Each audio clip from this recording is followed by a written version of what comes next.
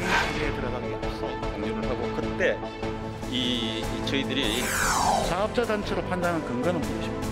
사업자 단체로 판단한 근거는 화물연대 구성원의 대부분이 개인 사업자 등록이 되어 있고 화물연대 구성원이 사업자가 된 것은 기업에 고용되던 구성노동자가 구조조정 과정 속에서 독립자영업자로 변했기 때문입니다. 예전하고 법인세를 인하하면 중국에서 나오는 것도 일단 저희가 말씀하신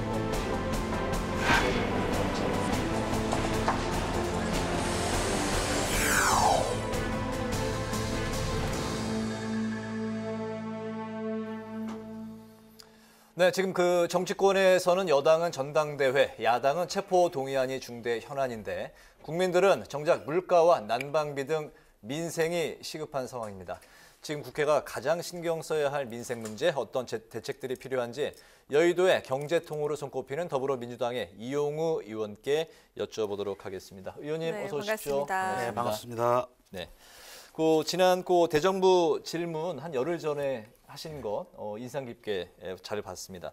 대부분 국회의원들이 대정부 질문을 할 때면 국무위원들 대상으로 호통을 치거나 언성을 어쨌든 높이고 하는데 정치 공세로 자칫 흘러가기가 쉬운데 의원님께서는 차분하게 민생 문제 중심으로 살피고 질문 공세를 펼치셨습니다. 대정부 질문은 어떻게 준비를 하셨습니까? 그러니까 항상 매일 아침에 한 보좌진들하고 한 30분 정도 네. 이야기를 합니다. 그 전날 있었던 일, 정부 정책에 대한 일, 이러면서 그것이 우리 일상생활에 어떤 영향을 미치고 있는지 점검을 하고 그걸 쉽게 어떻게 풀어갈까 네. 하기 때문에 특별히 준비한다는 건 없습니다. 항상 쟁점이 되는 사안들을 항상 대비하고 있습니다. 이번 대정부 질문에 특히 어떤 부분에 좀 초점을 맞추셨을까요? 이번 대정부 질문은 네. 지난해 통과된 예산안과 최근에 민생, 에너지 값이 굉장히 올라가고 있을 때 그럼 그 재원을 어떻게 마련해야 될 것이냐. 예산안과 그 재원이 앞뒤가 안 맞는 부분들을 좀 더 포커스를 두고 질의했었습니다. 그랬군요. 네. 네, 지금 사실 국민들이 우리 정부와 국회에 바라는 것도 싸우지 말고 정말 민생 문제를 좀 해결해 주세요. 이런 부분인데요. 최근 정부도 공공요금 동결 등의 정말 민생 대책들을 계속해서 내놓고 있는 그런 상황입니다. 민생 위기에 대응하는 정부의 이 경제 정책에 대해서 어떻게 생각을 하십니까? 정부의 현실 인식 자체가 상당히 안이합니다. 공공요금 동결 지금 하셨지만 지난해 말 그리고 지난 대정부 질문 과정에서 총리가 답변한 내용을 보면은 에너지값은 올라갈 수밖에 없다. 그걸 그대로 누르면 네. 파퓰리스트적이다. 그리고 나중에 문제가 된다. 이런 이야기를 직접 하셨습니다. 그 다음에 공공요금 문제가 나왔던 것이죠. 저는 에너지값 올라갈 수밖에 없다는 생각에 동의합니다. 그러나 그렇게 되면은 가장 어려운 데가 서민과 취약계층에 대한 지원입니다. 그러려면 에너지 바우처라든지 해서 지원책이 나와야 됩니다. 네. 그런데 지난 예산안을 보면 2022년에 에너지 바우처 예산이 2,400억이었다가 올해 예산안은 1,900억으로 깎였습니다. 이게 말이 앞뒤가 안 맞는 거죠. 값은 올라가고 서민 취약층은 어려워진다. 네. 그래서 당연히 그 예산들을 어떻게 마련할까를 바로 예산에서 이야기를 해줬어야 되는데 그걸 못했다. 그렇기 때문에 앞으로 계속적으로 하려고 하면 추가적인 예산이 필요할 것이다. 이걸 지적한 겁니다. 네. 이게 단적으로 하나 보이는 게 대통령께서 말씀을 하셨습니다. 서민과 중산층까지 포괄하는 에너지 대책이 필요하다고 하셨습니다. 근데 아까 말씀드렸듯이 예산안은 그렇게 짜여 있지 않고 이 때문에 결국 가스공사의 가스 요금을 기초생활권자하고 차상위 계층을 절반 깎아주는 대책을 마련하고 더 이상 정부는 대책을 마련하지 못하고 있는 겁니다. 네네. 바로 이런 것들이 이번 정책의 예산의 가장 큰 문제였다. 이걸 지적했던 것입니다. 네. 2월 7일, 그러니까 이제 한 열흘, 한 2주 정도 됐네요. 대정부 질문에서 이제 추경호 경제부총리를 상대로 반도체 세액 공제 문제를 집요하게 이제 질문을 해 주셨습니다. 이제 한간에서는 반도체가 이제 수출 효자 종목인데 좀 공장도 많이 짓고 좀 팍팍 밀어줘야 이제 경제도 활성화되고 그래야 이제 또 민생도 나아지는 거 아니냐 이제 이런 또 그 주장도 있는데요. 그 최대 25% 정도 이제 세액 공제까지 된 거죠. 그렇기 때문에 불어나는 이제 감소, 이제 재정 건전성 문제가 결국에는 그 포인트였던 건가요? 어떻습니까? 두 가지입니다. 첫 번째는 12월 23일 날 예산안이 통과됐었고요. 그 당시에 한 기사가 있었습니다. 대만은 25%까지 해주는데 네. 우리는 너무 적은 게 아니냐 해준다. 네. 이렇게 얘기를 했었습니다. 근데 12월 24일 날 기재부에서 보도자를 발표하고 있습니다. 네. 대한민국은 반도체 산업을 충분히 지원해주고 있습니다. 그러면서 표가 있는데 R&D 시설 세액 공제는 네. 우리나라는 30에서 50%를 해주고 있고요. 대만은 25%를 해주고 있다. 그리고 설비 투자 세액 공제는 우리나라는 6에서 20%를 하고 있는데 대만은 5%를 하고 있다. 그러니까 결국에는 이 보도자료의 내용은 R&D 비용 세액 공제와 설비 투자 세액 공제를 헷갈려서 한 것이다. 이렇게 기재부에서 발표를 했습니다. 네. 그러고 이제 연말 돼서 지원이 미흡하다고 하니까 기재부에서 1월 초에 15%까지 확대하는 안을 내었던 거죠. 그럼 기재부가 왜 입장이 바뀌었냐? 네. 저는 뭐 반도체에 대해서 지원을 한다면 뭐 우리 당도 10%를 이야기한 바가 있고 논의를 하면 됩니다. 네. 그러나 기재부가 우리나라 국간을 다루는 기재부가 입장이 이렇게 오락가락하는 건 명백한 자신들의 논리가 서 있지 않는 것이다. 그걸 지적한 것입니다. 네. 그러니까 보름 만에 입장이 확 바뀐 거거든요. 중차대한 사안에 대해서 그 일관된 주장이 안 되었던 없고 거죠. 오락가락 정책이었다. 그것도 네.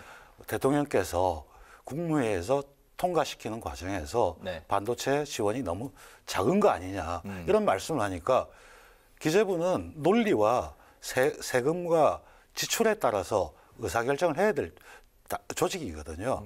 그쪽에서 오락가락하는 순간 우리나라 재정의 문제가 항상 발생할 수밖에 없다. 그걸 지적한 겁니다. 반도체 종목이 굉장히 중차대한 우리나라 이제 경제의 그 큰 축이고 효자 종목인 건 확실한데 단지 정책에 일관된 그 정책을 이제 촉구한 거다. 이렇게 정리하면 되겠군요. 알겠습니다. 네, 그 당시 그 의원님 대정부 질문 반도체 세액 관련했었던 그 영상을 저희 뉴스에서도 당시 내보냈었는데 참 인상적이었습니다. 자, 그럼 그 야당의 민생 대책을 살펴보도록 할까요? 민주당은 그간 그 전국 민생 투어를 했고요. 또 30조 민생 프로젝트도 띄우면서 계속해서 그 민생 이렇게 외치고 있는 상황인데요. 근데 사실 그 국민이 느끼는 그 체감도는 그리 높지 않아 보이는 게 사실인 것 같습니다. 네, 뭐가 문제인지 이재명 대표에게 좀 더 직원을 할 구체적으로 수 이제 있을까요? 봐야 되는데 네. 만약에 시장을 갔으면 제가 설날에 우리 전통시장을 방문했을 때 네. 이른바 전집을 갔었거든요. 네. 그랬더니 양도 줄 없고 하는데 물어봤습니다. 왜 이러냐 했더니 밀가루가 올랐고 식용유가 올랐고 가스 다 올라서 도저히 자기들은 물건을 제대로 재료값이 많이 올랐어요. 그렇죠. 네. 다 에너지값과 작년에 러시아 우크라이나 사태에 의한 다른 가격들이 올란 거거든요. 그렇다면 당연히 그쪽에 대해서 집약적으로 이야기를 했어야 되고요. 네. 그다음에 사회복지시설을 갔을 때 그 지난 연말에 그 이야기를 하더라고요. 작년에는 12월 달에 그 에너지 값이 400만 원이 나왔는데 요번에 800만 원이 나왔다는 두 배가 올랐네요. 그래서 그 순간 야 우리가 이걸 진짜 못 보고 있었구나. 그런 사회복지시설은 어르신 돌봄 시설이나 취약계층을 위한 시설이었거든요. 바로 그런 부분의 예산이 어떻게 들어가고 그것이 이재명 대표의 예를 들면 7.2조의 재원 필요하다는 이야기에 구체적으로 연결됐어야 되는 거죠. 네. 그렇게 연결주지 못했고 구체적이지 않았다. 그리고 특히 이제 서민중산층으로 에너지값 요번 달에도 지난달보다 가스값이 더 나왔을 겁니다. 네. 나왔으면 그 어려운 계층에서 어떻게 지원을 해야 될지 이 대책을 계속 촉구해야 되는 겁니다. 그런 것들을 정확하게 다루지 못했던 것이 좀 문제였던 거고요. 또한 청년주택이나 이런 부분을 볼 때도 우리나라 공공임대주택의 비중이 굉장히 낮습니다.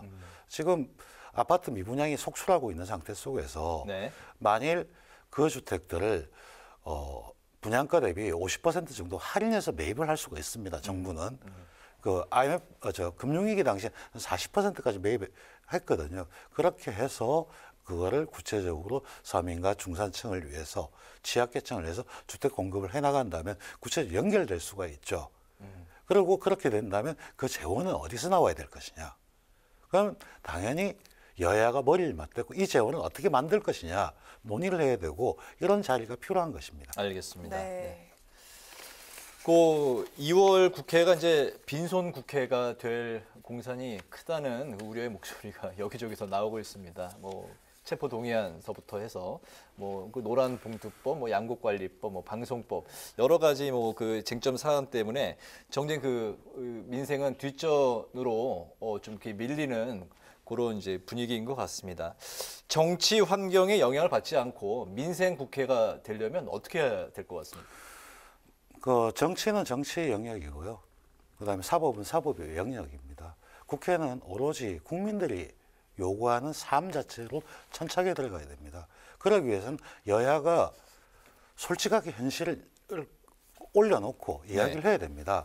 근데 지금의 환경은 서로 공격하고 상대방이 못한다는 걸 지적하기 바쁩니다. 근데 우리 당 같은 경우는 마찬가지입니다. 그 여당이 잘못한다고 해서 우리 당의 지지가 올라가지 않는 이유는 그러면 당신 여당은 앞으로 어떻게 할 건데 비전과 새로운 대안을 줘야 되거든요. 그래야지만 네. 그 능력 있는 야당으로서 새로운 비전을 보여줄 수가 있는데 그런 부분이 좀 미흡했다. 그리고 그런 부분을 하기 위해서는 그야말로 민생 경제 쪽으로 철저하게 파고 들어가야 됩니다. 아주 구체적으로 그런 걸 못하는 것이 지금 문제라고 생각합니다. 네. 네. 자, 오늘 이런 상황에서 27일에 이재명 대표 체포 동의안에 대한 표결에 붙여지게 되는데, 이 의원님께서는 비명계 모임이 민주당의 길 일원이시잖아요. 그 체포 동의안과 또 대표직 사퇴에 대해서 어떤 입장이실까요? 뭐 대표적 사퇴 이런 이야기를 할 단계는 아닌 것 같고요. 지금 구속영장 청구 사유서를 쭉 봤는데. 네. 사실 그동안 가장 핵심적으로 논의됐던 428억에 대한 논의가 하나도 없습니다.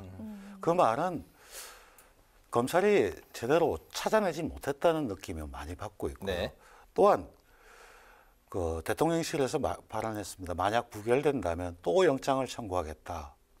이거는 그야말로 전국을 정쟁으로 몰아가는 시나리오가 되고 있는 것이거든요. 이런 부분을 면밀히 따져야 된다고 생각합니다. 이건 검찰이 정치를 하고 있는 것이지 사법으로서 그 공소장에서 감성적인 단어를 써가지고 할 것이 아니고 공소장 법률 용어는 아주 냉정하게 정확히 지적하고 그거에 따라 판단하면 될 일입니다. 그런 부분이 좀 문제가 있어 보입니다. 알겠습니다. 체포 동의안 이제 그 표결 처리가 이제 그 27일에 있을 텐데 결과를 또 지켜봐야 될 것 같습니다. 그 이후에 그 민주당은 김건희 여사 특검 그리고 대장동 특검, 쌍특검에 이제 화력을 집중할 걸로 예상이 되는데요. 의원님께서 그 정의당의 50억 클럽 특검에 동참을 했습니다. 정의당 법안 발의에 민주당 의원 이제 6명이 같이 이름을 올렸는데 여기에 이름을 올리신 이유는 어디에서 찾을 수 있을까요? 제가 인터뷰를 한번 한 적이 있었는데요. 정의당이 법안을 낸다고 하길래 네. 자 대장동 특검이라고 하면 부산저축은행부터 시작해서 너무나 범위가 넓습니다. 그렇죠. 네. 혼란스럽습니다.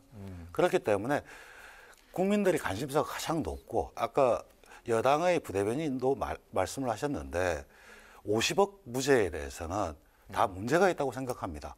수사가 잘못됐거나 판결이 잘못됐거나 그 부분에 한정해서 파고 들어가야 된다. 네. 그렇고 그 부분이 아닌 특검은 이제 대상이 주어져 있으니까 그게 아닌 사실의 범죄 혐의가 나오면 검찰에 수사를 의뢰하면 될 것이고 검찰이 수사를 하는지 안 하는지 보면서 확대를 할 수 있는 부분이 되는 거고요.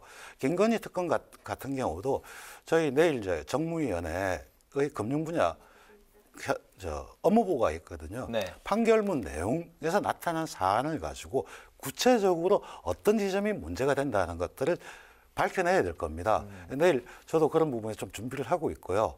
그런 것들이 명확해진다면 국민들이 주가 조작, 시세 조작은 뭐가 문제고 시장에 어떤 영향을 주지 이해를 같이 가야 됩니다. 우리가 김건희 특검 필요하다. 공격을 하는 것이 아니라 국민들하고 호흡을 같이 하면서 여론을 이끌어내는 그런 작업들이 필요하다고 생각하는 겁니다. 민주당 이제 그 특검 발의가 아니라 이제 정의당 이제 발의였기 때문에 그 이유를 이제 또 궁금해하시는 것 같습니다. 그거는- 그리고 이제 의원님이 아까 민주당 길도 나왔고 그거는 거기서 중요하게 이제- 보는 게 저는 정치 집단 간에는 당별로 여러 가지 입장이 있을 수가 있습니다. 근데 그중에 일을 해 나가는 방법은 서로 간에 공약수가 되는 부분. 저희가 이제 대장동을 아주 넓게 봤는데 여기는 50억만 받지 않습니까? 네. 포함된 공약되는 부분만이라도 일단 해가면서 문제를 풀어나가야지 전체적으로 국면을 확산시키는 건 아니라고 봤던 겁니다. 네, 180석의 지지를 받았던 아주 거대 야당 민주당이 지금은 좀 안팎으로 좀 힘든 상황에 놓인 것 같은데요. 위기를 이겨낼 수 있는 길 어디에서 찾을 수 있을까요? 똑같은 목소리가 나오는 게 정당은 아닙니다. 정당의 효용성은 다양한 목소리가 나오고 그 어떤 주민이 내 목소리가 반영되고 있구나. 그리고 그 과정에서 어떻게 조율돼 가고 있구나. 이럴수록 정당의 효용성은 더 높아집니다. 미국의 민주당도 다양한 입장이 있습니다. 거기서 하나씩 효용성을 발휘하는 것이 나만 맞고 다르다. 다르기 때문에 너하고는 같이 할 수 없다. 네. 이렇게 하는 게 아니라고 보고 그런 면에서 저는 어떤 경우도 같이 할 수 있는 부분 같이 하는 게 가장 좋은 방법이라고 생각합니다. 체포동의안은 그 결과가 어떻게 나올 걸로 보십니까? 저는 체포동의안까지 가지 않기를 바랍니다. 그 가지 않는 방법은 네. 이재명 대표가 직접 나가서 심사 받으면 됩니다. 아, 불체포 특권을 포기하고 네. 그럼 영장 말씀을- 심사를 받는 길로 미리 나갈 수도 있죠. 그럴 가능성은 현재로서는 없어 보이지 않습니까? 아주 크지는 않다고 보이는데요. 네. 그런 선택도 할 수 있어야 됩니다. 그러니까 우리가 불체포 특권이 가지고 있는 특권 내려놓기를 이야기를 하고 있어 왔기 때문에 또한 이것도 특권으로 비춰지고 국민의 눈에 어떻게 비치는가 더 중요합니다. 제가 아까 이 수사 자체가 상당히 정치적이고 잘못된 게 많다고 생각하지만 또 국민의 눈에는 그렇게 비치지 않을 때 그 비치지 않는 국민의 시선도 같이 고려할 줄 아는 이런 정치가 필요하다고 생각합니다.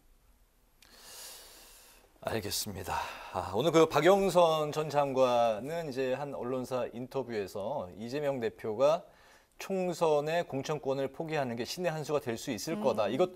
이것도 그 민주당이 그 위기 돌파의 한 그 길이 될 수 있을까요? 어떻게 보십니까? 저는 굳이 그게 그 돌파구라고 생각하지는 않습니다.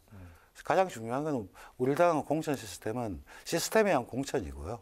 그리고 국민들의 여론과 국민의 눈높이에 맞춰서 공천을 한다면 큰 문제가 없을 것입니다. 그런 말씀을 하시는 거 보면 자의적인 공천이 있을까 이런 우려 때문인데 그런 걸 자꾸 이야기하는 것 자체가 그렇게 적절해 보이지는 않습니다. 알겠습니다. 알겠습니다. 지금 여러 가지 이제 그 정치권이 긴박하게 돌아가고 있는 상황에서 정작 이 국민들은 민생에 굉장히 목말라 하고 있는데 의원님처럼 민생의 여러 현안을 짚어줄 수 있는 그런 방안들이 많이 좀 나와줬으면 하는 바람이 듭니다. 오늘 그 파워 인터뷰 이제 마칠 시간이 됐는데요. 오늘은 더불어민주당의 이용우 의원과 함께 민생 위기 대책 그리고 정치 현안에 대해서 말씀을 나눴습니다. 오늘 말씀 잘 들었습니다. 네, 감사합니다. 고맙습니다. 고맙습니다.